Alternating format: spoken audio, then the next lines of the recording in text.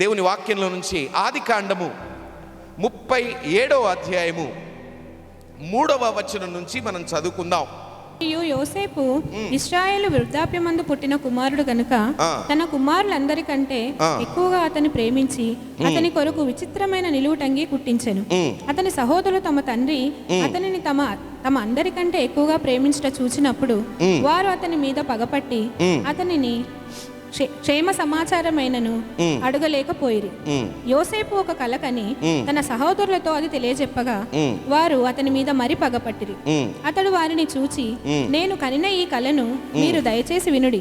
అదేమనగా, మనము చేనిలో పనులు కట్టుచుంటిమి. నా పన లేచి నిలుచుండగా మీ పనులు నా పనను చుట్టుకొని నా పనుకు సాష్టాంగ పడినని చెప్పాను. అందుకతని సహోదరులు, నీవు నిశ్చయముగా నమ్ము మమ్ము నేలేదవా, మా మీద నీవు అధికారి వగుదువా అని అతనితో చెప్పి అతని కలను బట్టి అతని మాటలను బట్టి అతని మీద మరింత పగపట్టిరి. అతడు ఇంకొక కల కని తన సహోదరులకు తెలియజేసి, ఇదిగో నేను మరి ఒక కల కంటిని. అందులో సూర్య చంద్రులను 11 నక్షత్రములను నాకు సాష్టాంగ పడినని చెప్పాను. అతడు తన తండ్రితోనూ తన సహోదరులతోనూ అది తెలియచెప్పినప్పుడు అతని తండ్రి అతనితో, నీవు కనిన ఈ కల ఏమిటి? నేను నీ తల్లియు నీ సహోదరులను నిశ్చయముగా వచ్చి నీకు సాష్టాంగ పడుదుమా అని అతని గద్దించెను. హల్లెలూయా. ఒక చిన్న కుర్రాడు ఆ ఇంట్లో 11వ బాబు. ఆయన పేరు యోసేపు. ఆయన 11వ వాడు కాబట్టి, ఇంట్లో అందరికంటే చిన్నవాడు కాబట్టి తండ్రి అయిన ఇశ్రాయేలు ఆయనను ఎక్కువగా ప్రేమించేవాడంట. ఎక్కువగా ప్రేమించినప్పుడు ఏమవుతుందంటే, ఇంట్లో నలుగురుంటే ఒక్కరికి బాగా ప్రేమిస్తే, తల్లిదండ్రులు ఒక్కరినే ప్రేమిస్తూ ఉంటే మిగతా వాళ్ళకి అసూయ వస్తుందా రాదా? ఆ రోజులలో అలాగే ఆ 10 మంది కూడా అన్నదమ్ములు ఏం చేశారు అని అంటే, ఆయన మీద పగబట్టారు. ఆయన మీద అసూయ వచ్చింది. ఆయన మీద ఏంటంటే, అరే మమ్మ 10 మందిని వదిలేసి కేవలము యోసేపు యోసేపు యోసేపు అని యోసేపు ఎంబడే తిరుగుతాడు అని చెప్పేసి ఆ యోసేపును ఏం చేశారంటే సపరేట్ చేశారంట. వాళ్ళు ఏం తెచ్చుకొని తిన్నా ఆ తమ్మునికి ఇచ్చేది లేదు. వాళ్ళు ఏం చేసినా, ఎక్కడ ఆడుకోనికే పోయినా తమ్ముని తీసుకుపోయేది లేదు. ఏం చేసుకున్నా తమ్ముడిని సపరేట్ అంటే అసూయగా చూసేవాళ్ళు. ఎందుకంటే తండ్రి యోసేపును ఎక్కువగా ప్రేమిస్తున్నాడు.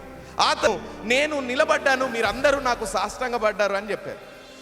ఫస్టే తండ్రి ప్రేమిస్తున్నాడని, మా అందరికంటే ఎక్కువ ప్రేమిస్తున్నాడని చెప్పేసి యోసేపు మీద వాళ్ళందరికీ 10 మంది అన్నలకు బాగా కోపం ఉంది. రెండవది లేచి ఏమంటున్నాడంటే, మీరు నాకు సలాం కొడుతున్నారన్న, నైట్ నేను కళ్ళ చూశాను అని చెప్తున్నాడు. ఇంకా ఏమైంది, వాళ్ళకి పగ పెరిగిందంట. అరే లేదు, వీడు ఫస్ట్ ఆఫ్ ఆల్ తండ్రికి దగ్గరయ్యాడు, తండ్రి నుంచి ప్రేమను పొందుకుంటున్నాడు, తండ్రి అంటే ఇంత ఇష్టపడుతున్నాడు ఆయన. కానీ మమ్మల్ని మళ్ళా రాత్రి కలబడ్డది, మేమందరం వానికి సాష్టాంగ నమస్కార పడతామంట, కలబడ్డది అని చెప్తున్నాడు. లేదు అని చెప్పేసి ఈయన మీద బాగా పగబట్టారంట. తర్వాత ఏమైంది, ఆ అబ్బాయికి తెలియదు, నార్మల్గా ఉన్నాడు. రెండో రోజు ఏమైందంటే ఇంకో కలగన్నాడు. ఇంకో కలగానే ఏం చేశాడు అనంటే, ఇంకో కలలో ఏం చేశాడు, సూర్య చంద్ర నక్షత్రాలు కూడా ఆయనకు దండం పెడుతుంటే కనపడ్డది.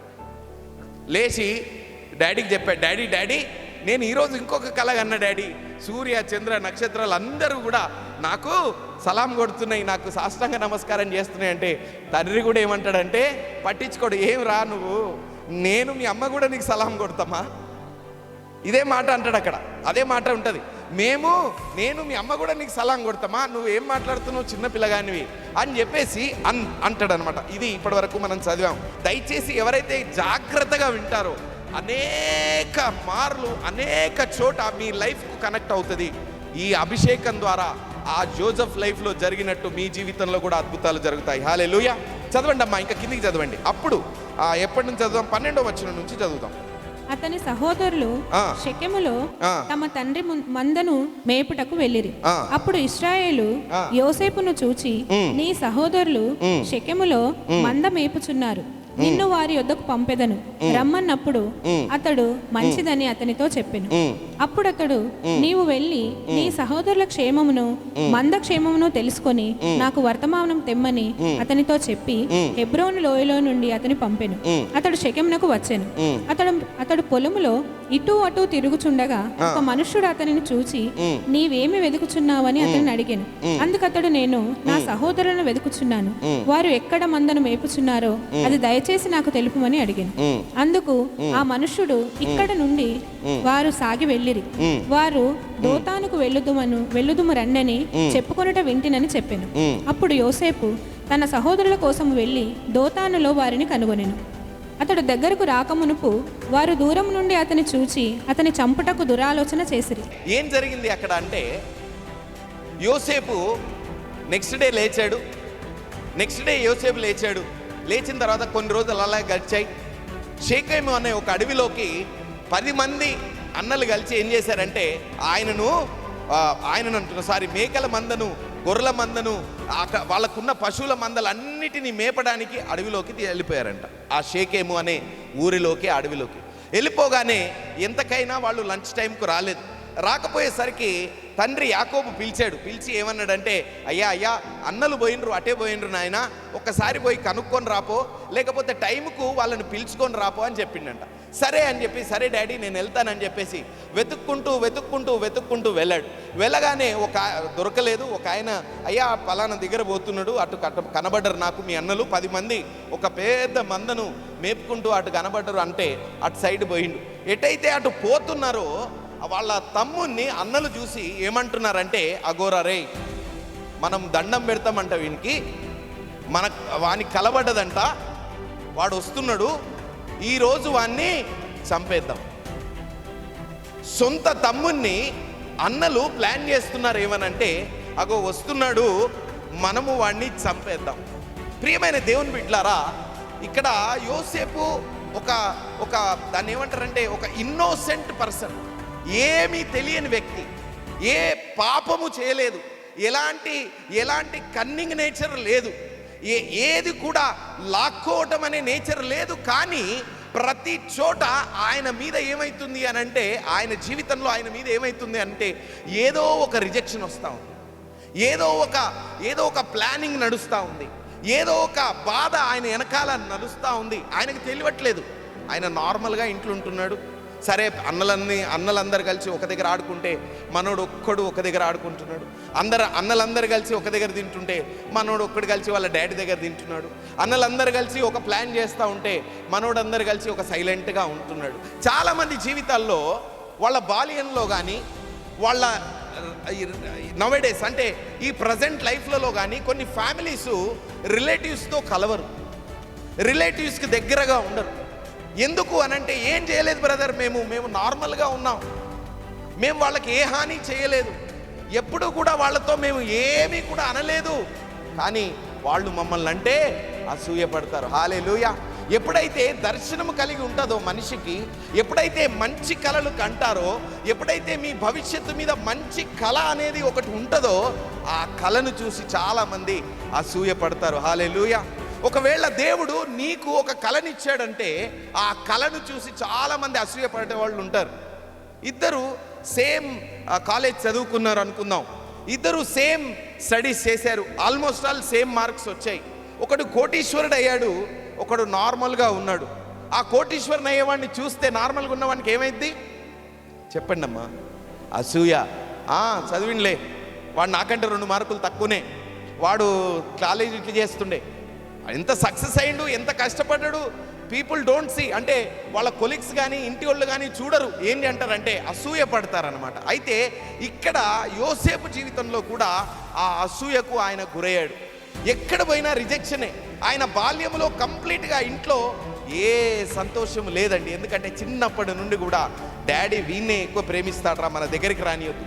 ఒకవేళ అన్న అని దగ్గరికి వచ్చిన, ఏ పో, మేమందరం ఒక గ్రూప్, నువ్వు ఒక గ్రూప్. హల్లెలూయా. చాలామంది జీవితాల్లో రిజెక్షన్ అనేది చాలా ప్లేస్లలో కనబడుతూ ఉంటుంది, చెప్పుకోలేరు. చాలామంది జీవితాలలో రిజెక్షన్. ఏం చేశాను నేను, ఎందుకు ఈ రిజెక్షన్, మా ఫ్యామిలీ ఏం చేసింది, నేనేం చేశాను, నా బాల్యం ఏం చేసింది, no. But there is something rejection. Why rejection అనేది రాబోయే ఈ వచనాలలో మనం చూద్దాం. ఇంకా కిందికి చదవండి అమ్మా, ఏం జరిగింది? వారు ఇదిగో ఈ కలలు కనువాడు వచ్చుచున్నాడు, వీని చంపి ఇక్కడనున్న ఒక గుంటలో పారవేసి దుష్ట మృగము వీని తినివేసనని చెప్పుదము, అప్పుడు వీని కళ్ళలేమగునో చూతము రండని. చూడండి, వాళ్ళు ఏం చేస్తున్నారంటే ఒక ప్లాన్ చేస్తున్నారు. ఏం ప్లాన్ చేస్తున్నారంటే, డాడీ మంచి అంగి గుట్టించిండు కదా, వానికి ఆ ఫస్ట్ అంగిని తీసుకొని వాడిని తీసుకొని చంపేసి ఆ గుంతలు పడేద్దాం. ఆ తర్వాత డాడీ అడుగుతాడు కదా, డాడీ అడిగితే ఆ అంగిని తీసుకుపోయి మేము కలవలేదు తమ్ముణ్ణి, మేము అస్సలు కలవలేదు, అడవిలో ఏ మురుగాలో ఏ పులో తినేసింది అని చెప్పేసి డాడీకి ఆయనకున్న అంగిని చూపెడదామని చెప్పేసి ఫిక్స్ అయిన తర్వాత ఏమైందంటే, ఇక్కడ మనము చూద్దాము, 28 చదువుదాం. ఆ తర్వాత ఏమైతుంది అని అంటే, ఆ అన్నలలో ఒక అన్న ఏమంటాడంటే, అయ్యో పాపం రా వాడు చిన్నోడు చంపుడెందుకు, వినండి, పాపం రా వాడు చిన్నోడు చంపుడెందుకు, ఒక పని చేద్దాం, కాలు చేతులు కట్టేసి ఆ బాయిలో పడేద్దాం, వాని సావు వాడు దస్తలే అని అంటాడు. అన్న తర్వాత ఇక్కడ చదువుదాం, 28వ వచనం చదవండి అమ్మా. మిద్యానీయులైన వర్తకులు ఆ మీదుగా వెళ్ళుచుండగా వారు ఆ గుంటలో నుండి యోసేపును పైకి తీసి ఆ ఇష్మాయేలీయులకు 20 తులముల వెండికి అతనిని అమ్మివేసిరి. వారు యోసేపును ఐగుప్తునకు తీసుకొని పోయిరి. రూబేను ఆ గుంటకు తిరిగి వచ్చినప్పుడు యోసేపు గుంటలో లేకపోగా అతడు తన బట్టలు చింపుకొని తన సహోదరుల యొద్దకు తిరిగి వెళ్ళి, వాడు లేడే, అయ్యో నేను ఎక్కడికి పోదుననగా వారు యోసేపు అంగీని తీసుకొని ఒక మేకపిల్లను చంపి దాని రక్తములో అంగీ ముంచి ఆ విచిత్రమైన నిలువుటంగీని పంపగా వారు తండ్రి యొద్దకు దానిని తెచ్చి, ఇది మాకు దొరికెను, ఇది నీ కుమారుని అంగీ అవునో కాదో గుర్తుపట్టమని చెప్పిరి. అతడు దానిని గుర్తుపట్టి, ఈ అంగీ నా కుమారునిదే, దుష్టమృగము వానిని తినివేసెను, యోసేపు నిశ్చయముగా చీల్చబడినను. హల్లెలూయా. ఏం జరిగిందంటే, గుంతలో పడేసిన తర్వాత అక్కడి నుండి వేరే ఐగుప్తు దేశం వాళ్ళు ఏం చేస్తున్నారంటే, వర్తకులు అంటే విలువైన వస్తువులు ఒక దేశం నుండి ఇంకొక దేశానికి కొనుక్కుపోయే వాళ్ళు అక్కడి నుంచి వెళ్తూ ఉంటే వాళ్ళు దాసీలను కొంటా ఉంటారు. సో అక్కడ గుంతలో పడున్న ఆ యోసేపుని చూసి అన్నలు ఏమనుకున్నారంటే, అరే వీడిడ పడుంటే ఏం పనికి వస్తాడు రా, వాళ్ళకన్నా తీసి అమ్మేద్దాం, వాడు పడుంటే మనకేం పనికిరాడు కదా, వాళ్ళకన్నా తీసి అమ్మేస్తే మనకు కొంచెం డబ్బన్న వస్తుంది, మనం ఎంజాయ్ చేసుకోవచ్చు అని చెప్పేసి అన్నలు అందరూ ప్లాన్ చేశారు. ఒక రూబేను మాత్రం ప్లాన్ చేయలేదు. అయితే ఆ 9 మంది తీసుకొని ఆ వర్తకులకు ఆ యోసేపును అమ్మేశారు.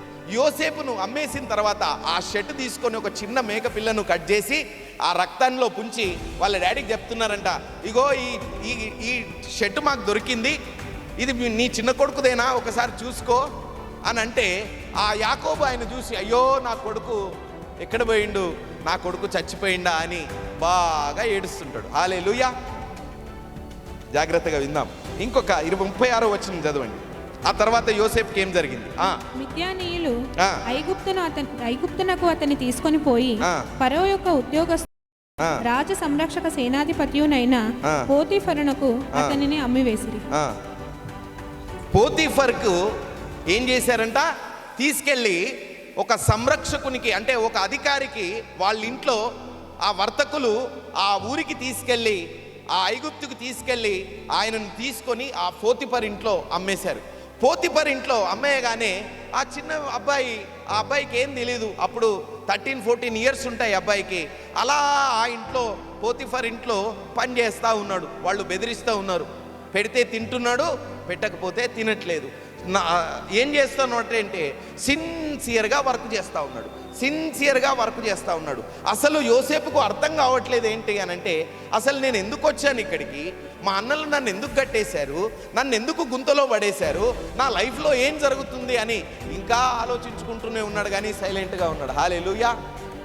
కానీ దేవుడు ఆయన పట్ల ఒక యోచన కలిగి ఉన్నాడు, ఆయన పట్ల ఒక ప్రణాళికను కలిగి ఉన్నాడు, ఆయన పట్ల ఒక అద్భుతాన్ని ఆయన చూపించాలని దేవుడు ఇష్టపడుతున్నాడు. కాబట్టి యోసేపు జీవితంలో ఇలా జరుగుతా ఉంది.